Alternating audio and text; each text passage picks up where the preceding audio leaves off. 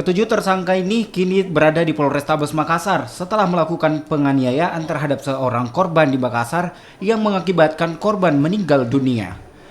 Pelaku menganiaya korban dengan menggunakan busur lantaran sebelumnya seorang pelaku dan korban saling singgung di media sosial Facebook.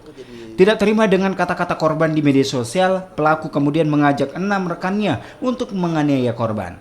Dari tangan pelaku, polisi menyita sejumlah busur dan baju korban yang masih bersimpah darah. Persoalannya adalah persoalan yang ketersinggungan di media sosial saja terhadap adik dari beberapa pelaku ini.